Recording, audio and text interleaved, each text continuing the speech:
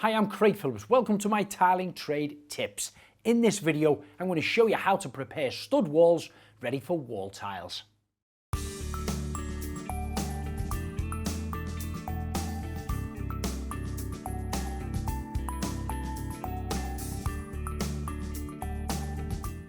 Now, the tools and materials you're going to require are a spirit level and a straight edge, a cordless drill and screws for fixing the boards on, a dust mask, some packers, a scoring tool, stud detector, reinforced tape for the joints, a trowel, some flexible adhesive for filling the joints, and a large drill and a paddle to mix them.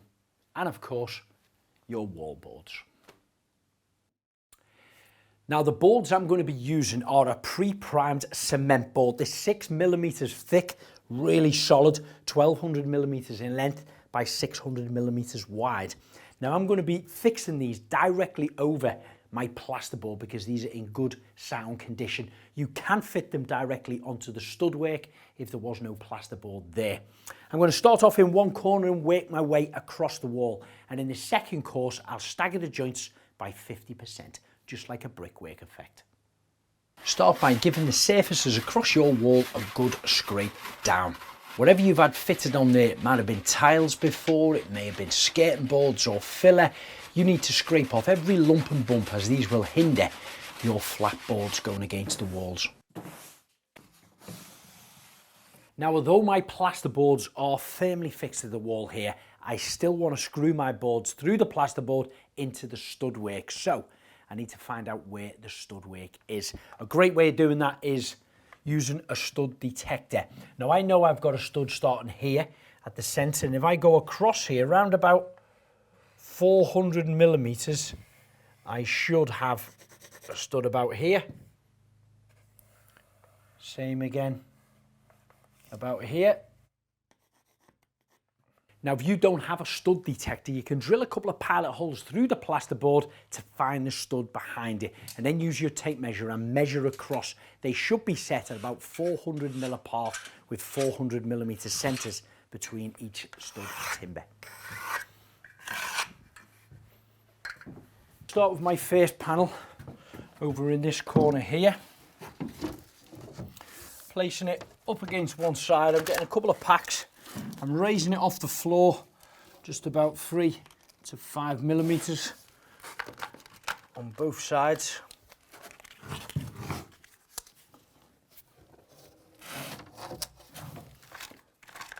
And also packing it away from the wall there too.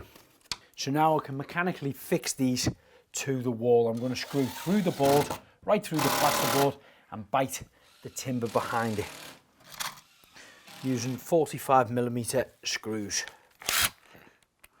That's my first board now firmly fixed into position. I've used a minimum of 12 screws, catching all 4 studs behind. I'm going to place the second one in position now, leaving a small gap here, but I've got to cut a little shape out of it for the pipework.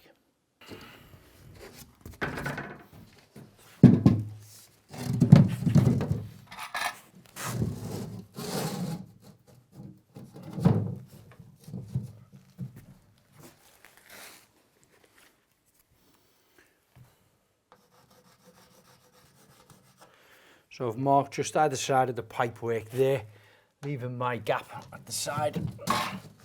And then if I measure up, again, using my pencil, right at the very back where that waste pipe comes out, I'm going to draw a little line about 20mm below it. Or of course, you could just take a measurement from the bottom of there, leaving about 20mm gap, about 480, and mark it on the face. Now the shape I'll be going around this kind of comes down like this. Of course, it will be getting tiled over and covered, so it doesn't have to be that neat. I'm going to cut this out using a scoring tool. I'll score across the shape of it and then snap it out. But first, I'm going to put on a dust mask.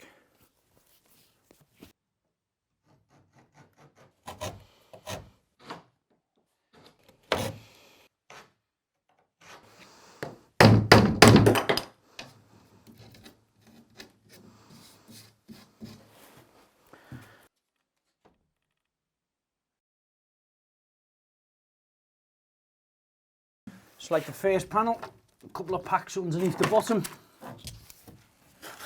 And same again the opposite side.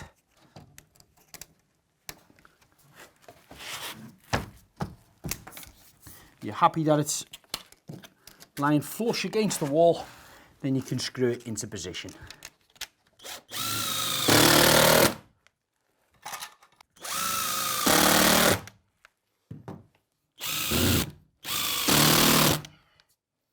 Now my wall's about 3.5 meters wide, so 3 panels is just a little bit big, about 1150. So I'm going to cut one of these down.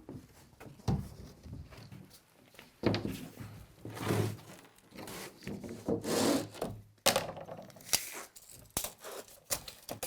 I'm about 1150, so about here.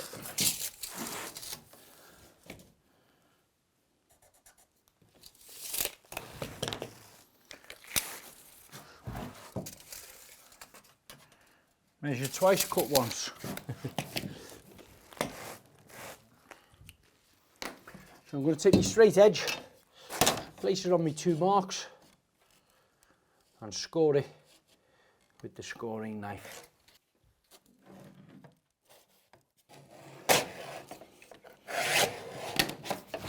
So start off nice and gentle, doing your first score. Once it's dug in a little bit, you can put a little bit more pressure on it then and pull it tighter. Once you've scored the face of it, you can get a straight edge,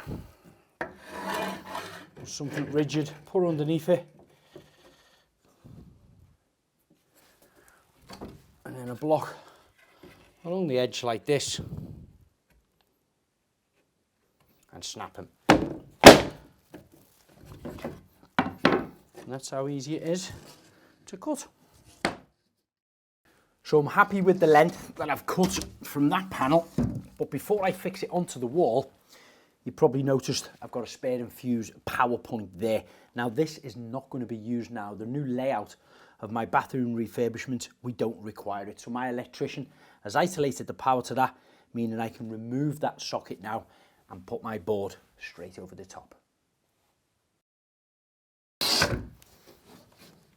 Offer this up into position.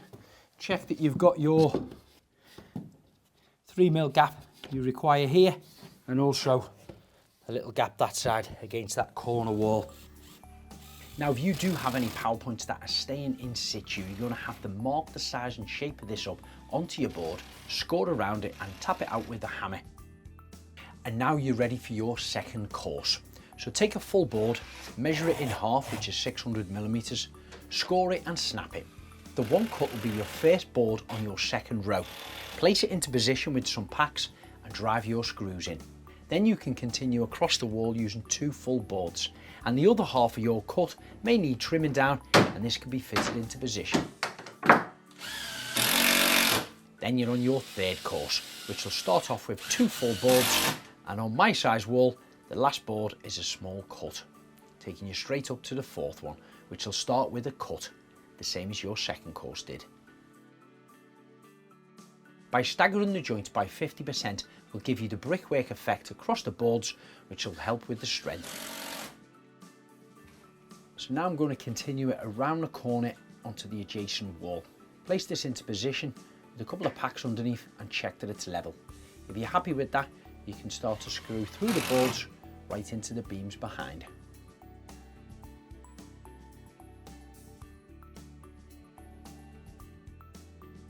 Now I've got 3 up, my 4th one is going to be a cut, as this is going to go around the corner of the door frame. Transfer my measurements, the length and the width of the cut. Square them off both sides using a set square. Place the spirit level on top of my line and start to score the board. Score on both sides. However, I'm not going to break it there. Place it onto a trestle and then slowly cut down my lines with an old blunt saw. This will give me a more sharper, square, clean cut for the corner.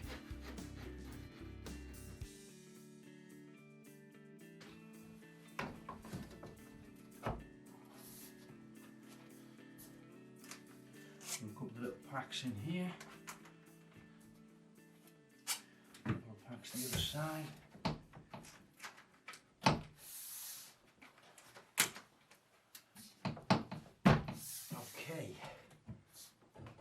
gaps around there. Perfect. Now, the way the stud work will work, the frame will be coming up here, and then another section will be going across there. So whenever you're going around a corner on a door or a window frame like this, you want to cut your section out and not cut this as a straight piece and then add it on there, because the plasterboard might be like that. So always cut it in one piece around your corners.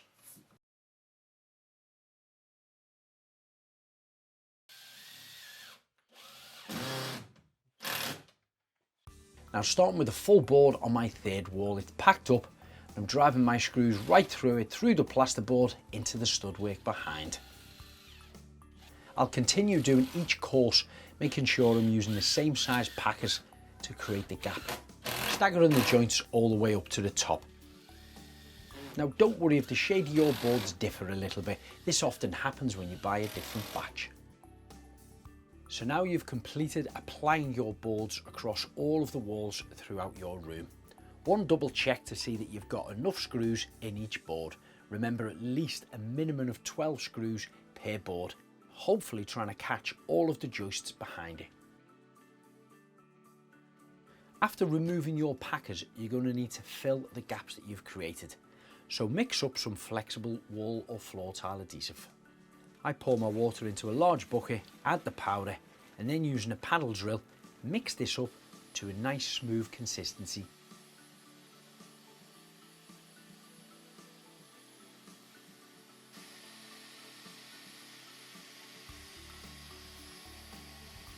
Using a plastering trowel and a hawk, apply a small amount on and start to fill across the joints. I tend to start with doing the horizontal lines across the wall from side to side, making sure that I'm getting enough of the adhesive to fulfill that gap. You don't want to leave any air pockets or gaps between there. Apply your reinforced tape across the joint, making sure you're staggering it by 50%. Once you've taken it from one side all the way to the other,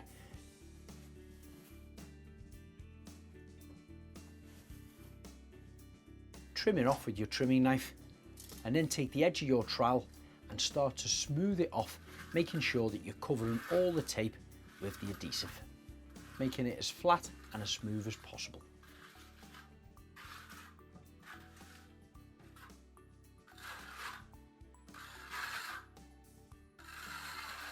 Once you've done one line, continue the same method across the others. If these are to be fitted in a wet room, the boards are going to need to be covered with a suitable waterproof tanking system.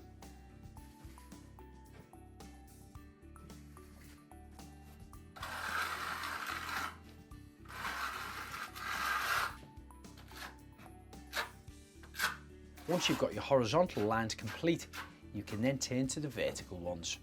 Again, using the same method, filling that gap, applying your tape and smoothing it down with the edge of your trowel.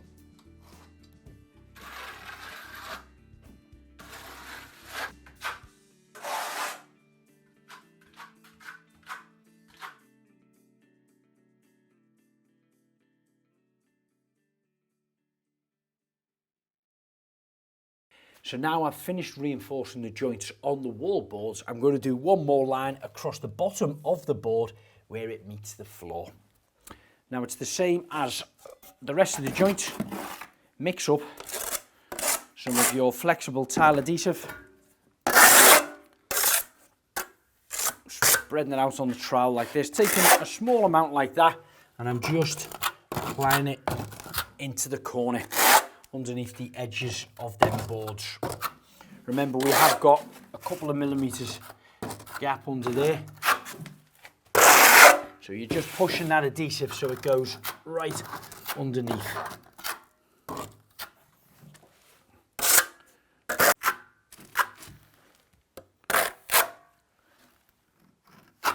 Now you can apply your tape, half of it onto the baseboard and half of it onto the wall board.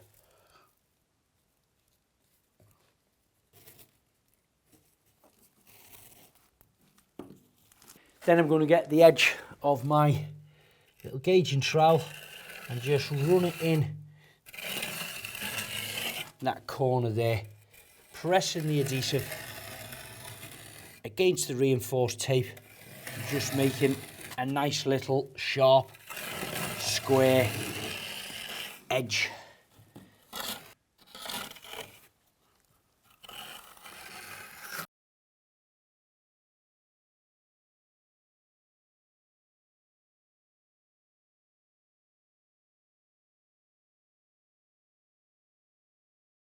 As you know, I fitted my boards directly onto the plasterboard because they were good sound condition, drilled and screwed right the way through to the stud work. However, you may have a loose wall at home, like a lath and plaster, and basically it's crumbling away a little bit and you need to stiffen that up. So what you need to do is clean it all down, brush it all away, repair any real damaged areas in there because you don't want any loose bits of timber, which is the lath on there, where the horsehair plaster then is mixed up and spread on. If that's really loose, remove that, do your repairs, and then seal the whole area. You can prime it. Then what you'll need to do is mix up a flexible floor adhesive. Apply that onto it as if you were tiling the wall, bed your boards over it, screw right through the board, right through the lath and plaster, and then again into the joists.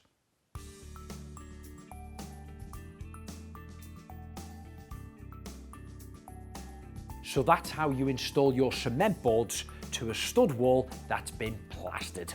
If you're looking for more inspiration or how-to videos, check us out on all social media handles. Don't forget to subscribe to the YouTube channel. But if you just need to know more about the products I've been using, check out the website, tilemountain.co.uk.